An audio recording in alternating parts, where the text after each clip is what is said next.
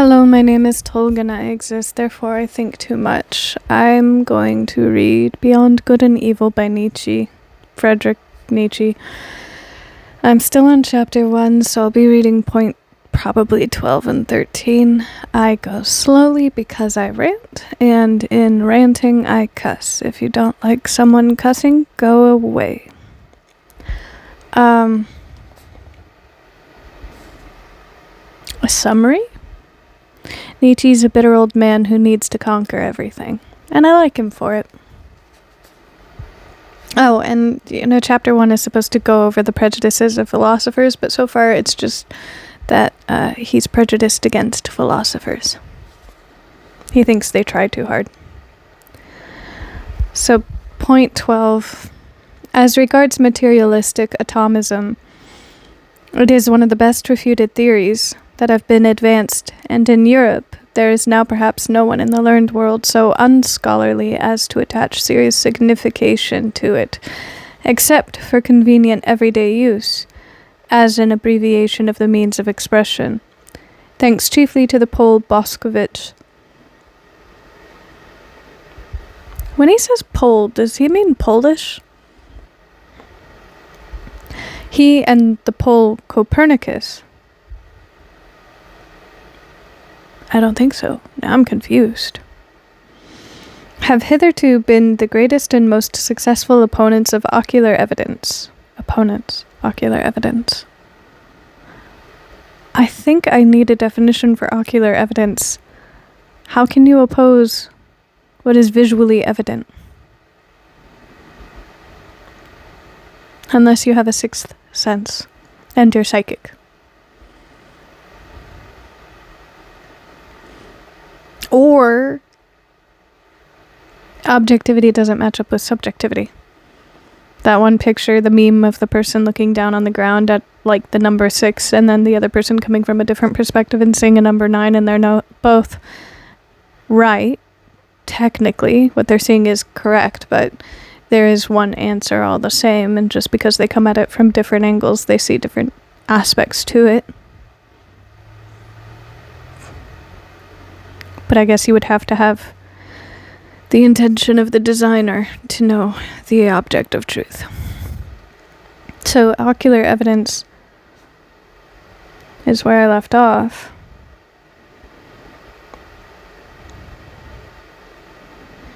And I guess I'll have to get books from Boscovich and Copernicus now. For while Copernicus has persuaded us to believe, contrary to all the senses, that the earth does not stand fast. Oh. Well, that's how. Okay. Ha. Whoopsie daisy. Well, isn't that one thing that people talk about all the time of how scholars from the Middle East were overlooked for the fact that the white man later on came by the evidence of the fact where Middle Eastern scholars had done so thousands of years prior by studying the stars and having a spiritual connection, essentially. Like the atom was discovered by someone in the Middle East before Jesus, I think. And it was overlooked because they understood it to be not so scientific as it was spiritual. And then years later found that it was science. They just didn't have, the technology at the time to catch up to the spiritual revelations. And so Copernicus and Boscovich, or rather Copernicus, was not the first one to understand that the earth didn't stand still, but the first one to be white and say it. Boscovich has taught us to abjure the belief in the last thing that stood fast of the earth. Okay. The belief in substance, in matter, in the earth residuum. No. Residuum. And particle atom. It is the greatest triumph over the senses that has hitherto been gained on earth. Senses. Again, are we only counting the 5? One must, however, go still further and also declare war. Whoa. Relentless war to the knife. Why? against the atomistic requirements. Again, he has an issue with needing to conquer everything, which is the true Oedipus complex. People have a tendency to believe that Oedipus wanted to fuck his mom. My argument is that the mother was the head of the household after his father died. He just needed to conquer everything in the environment.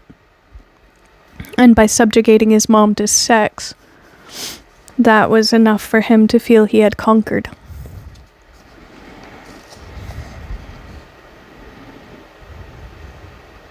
So yeah, I don't think everything needs war. Okay, so the atomistic requirements which still lead a dangerous afterlife in places where no one suspects them, like the more celebrated metaphysical requirements. One must also, above all, give the finishing stroke to that other and more portentous atomism, which Christianity has taught best and longest. No, it hasn't. It just was given more ground.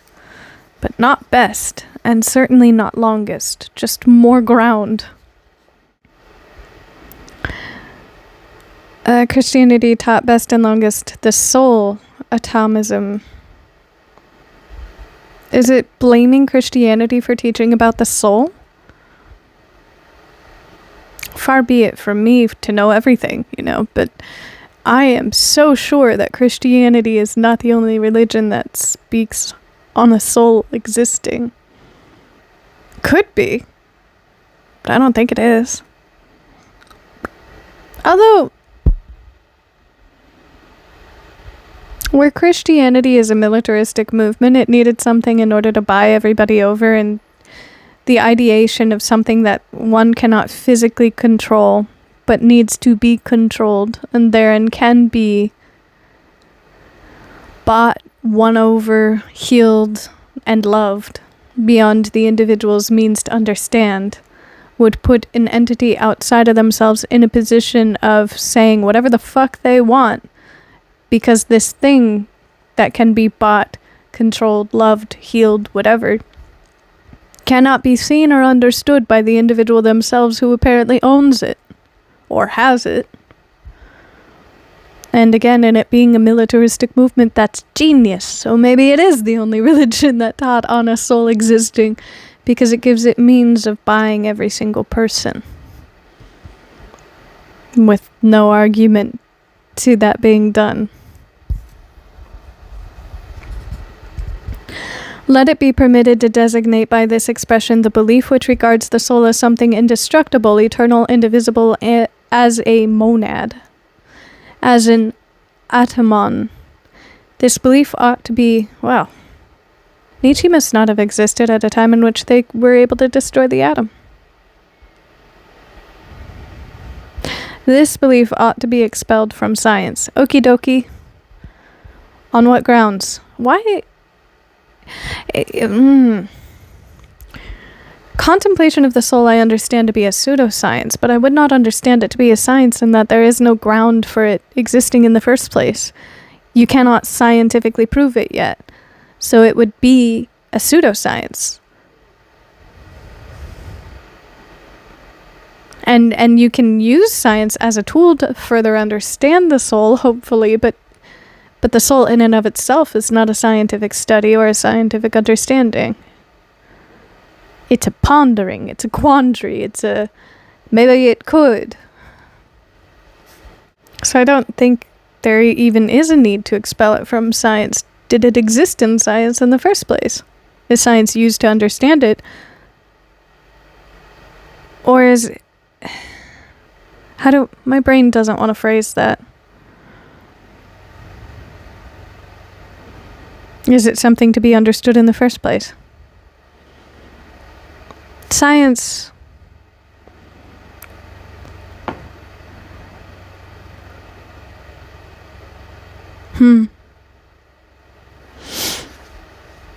Okay, my understanding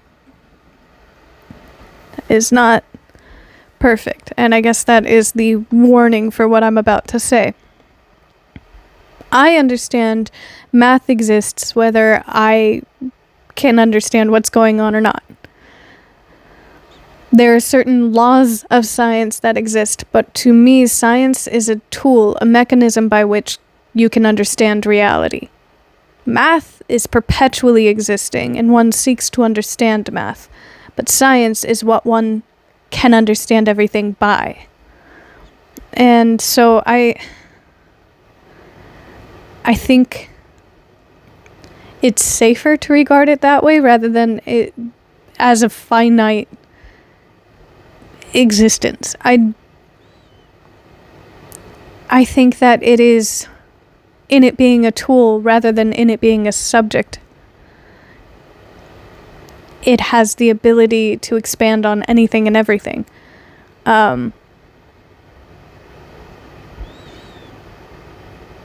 Where math is something we need to expand ourselves to understand, though it exists all the same.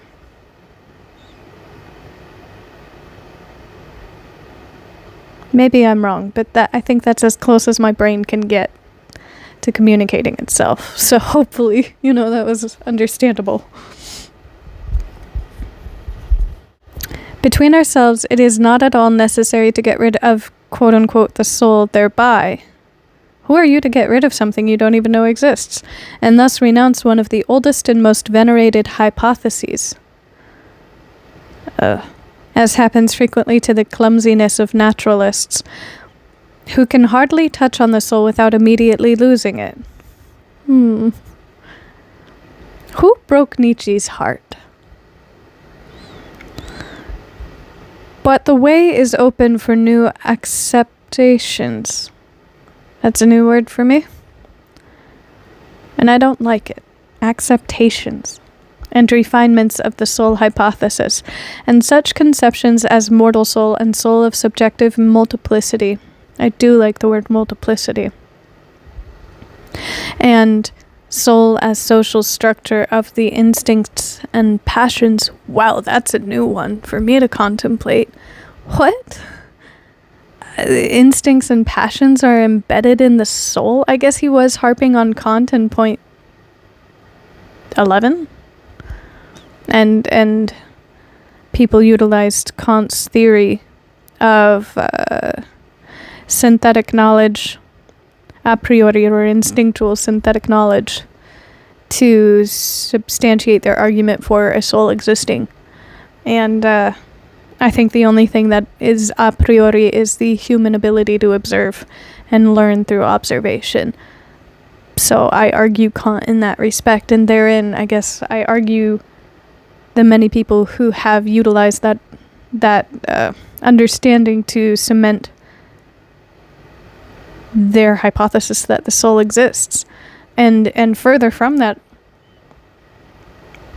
I don't think that it's where the soul, I don't think that's where instincts and passions exist, especially in the Christian religion, modern day Christianity, as much as I can understand it, teaches that when one dies, everything that is earthly, their whole body, everything, disintegrates with the earth. It was created from the earth. It goes back to the earth. The only thing that goes to heaven, to God, is the soul, to such an extent that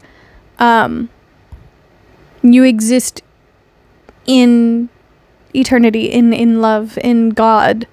You won't be able to recognize your loved ones anymore because everybody's just their soul.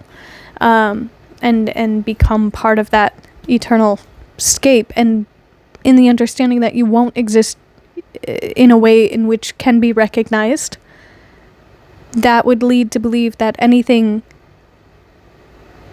that is noted as a part of your character or personality is of earth. They're in instincts and passions, not something that the soul has control over or exists inside of the soul. There was a noise at the front door. Oodly boodly.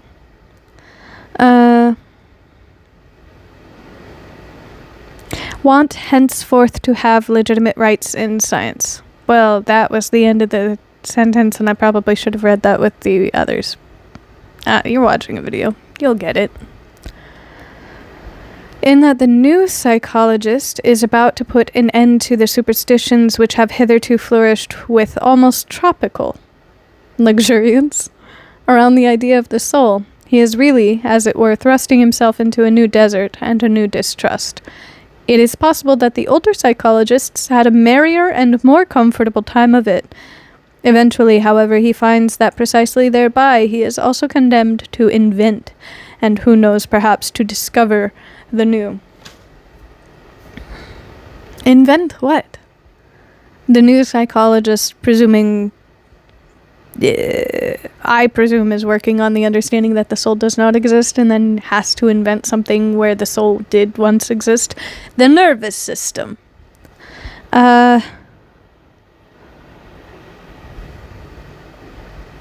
Multiple incarnations, pocket universes. All of this. The idea of infinity. Any of that can take up the space that the soul once occupied, or the theory of the soul once occupying. Any of that can explain what Christianity has understood as the effect of the soul, where the soul is understood not to exist. But that's just me. Who am I? I don't know. Point 13. Psychologists should bethink themselves before putting down the instinct of self-preservation as the cardinal instinct of an organic being.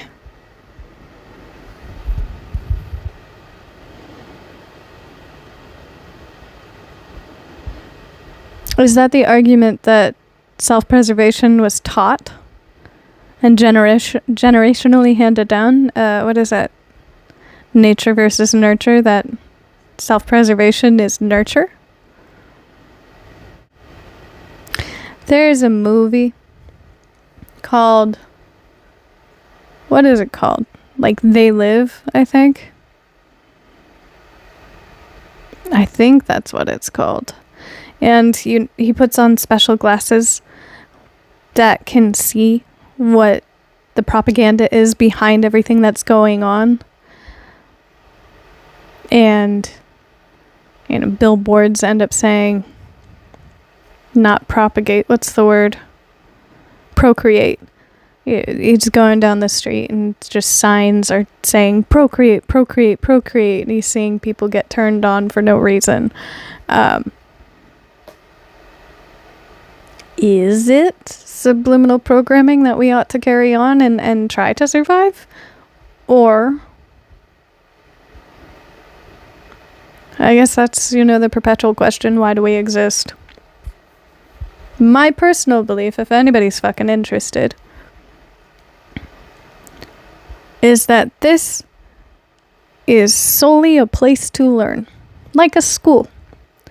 And our incarnations come here to understand things further.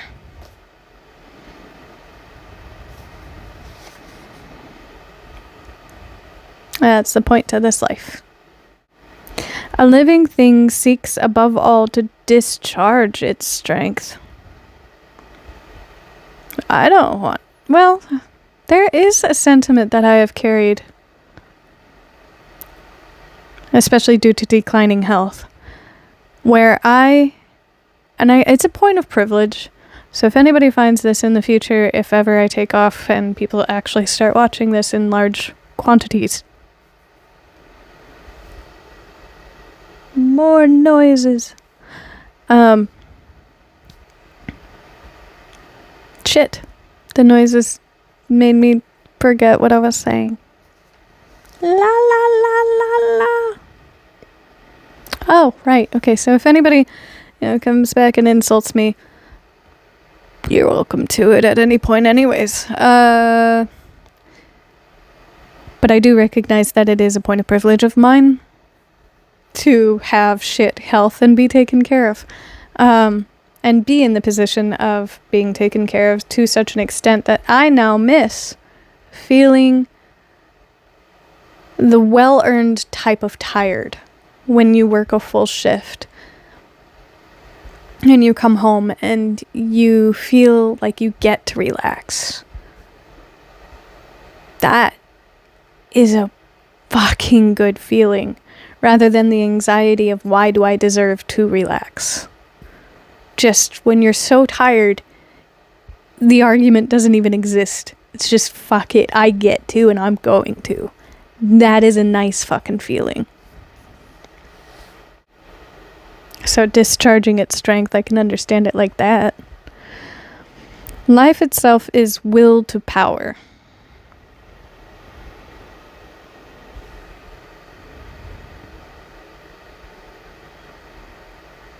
I don't think so. Unless knowledge is power. No, knowledge is not power. You can learn a lot and have it not pertain an iota to you and then get fucked up in a different direction. And you become so weak in your own ability to make choices, decisions, do anything by way of properly surviving, because the information that you ended up knowing is just a shit ton of flower names rather than, how to actually exist. Knowledge is not power. Specific knowledge is specific power. The person who remembered every name of every flower that ever existed would have power in the realm of botanists, but not really anywhere else.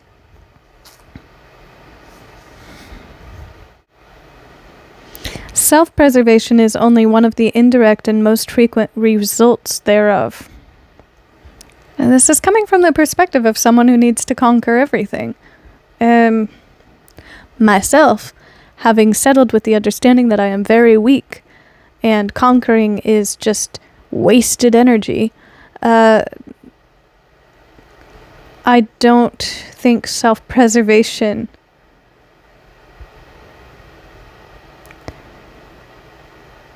happens in my person because of my drive to have power.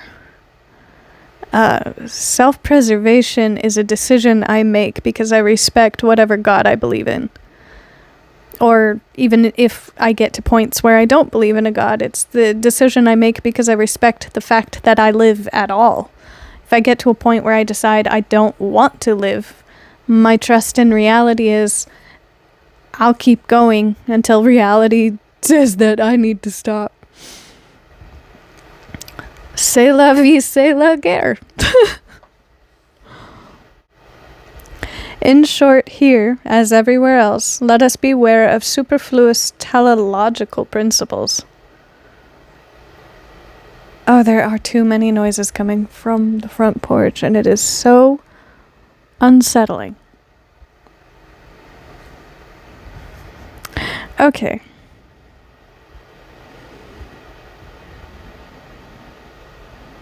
La la la la la la la. Oh, right, I don't know the word teleological. If you know the word, you can put it in the comments. Otherwise, I will probably look it up after this. Haha.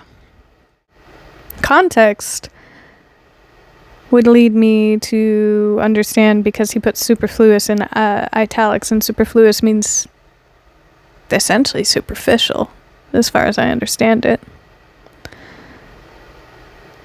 That it's bullshit principles.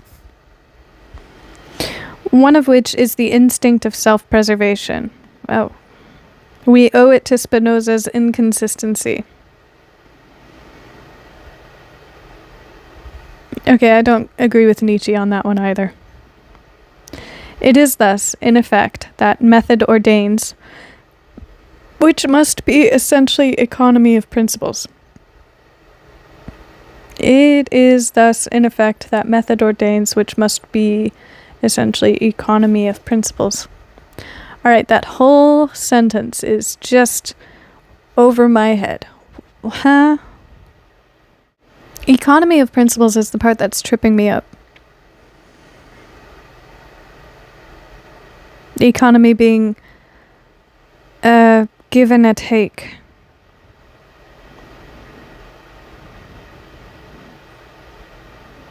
Can you trade principles? Based on subjective ideation of value? I guess so. Based on whatever society you're participating in, and if you participate in multiple societies. That would be an explanation for trading and switching principles.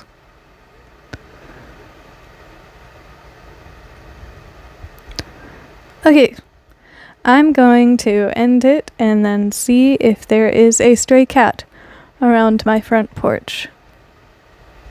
Because that has got me mildly worried. Haha. Take care of yourself and eat well and do things that are good.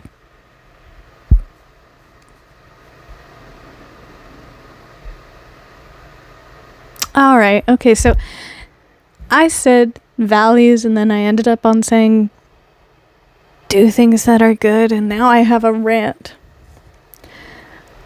I have a gripe. I have many gripes. I have so many gripes. I have become a gripe. That's not true. Maybe it is. I don't know. Anyways, society's ability to understand values has become warped.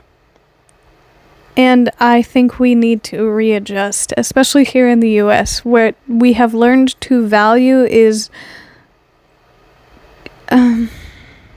such fuckery. And value is supposed to be subjective per the individual, where I think people have understood that value is an objective truth. And I think that isn't the case all the time. If it is the case sometimes, it isn't all the time. And I think it's being addressed as though it is all the time, where I may look at a blade of grass and feel like it's worth $100. Someone else may look at a blade of grass and understand that to them it's only $5. And that is what the system of trading and bartering was actually designed around. However, our trust in the Federal Reserve and gold-backed money and now silver-backed money has put us in a position where the set standard for banana is like $3 or something, generally speaking, maybe throughout the States. I don't know. Just a weird example, and I don't know if that's actually true. And so everybody just accepts that the set standard for a value of a banana is $3. And then somehow that has translated into personal lives. And we're gatekeeping and then also holding people to our subjective standard of values, which should not translate into other people's lives. But because money has taught us that value is an objective truth, we believe that what pertains to us ought to pertain to someone else, and it doesn't, and it won't, and that's unrealistic, and we need to adjust. And I think that is a lack of consideration for other people's subjectivity in life. And I guess what I'm mad about is how inconsiderate everybody has become. So good night.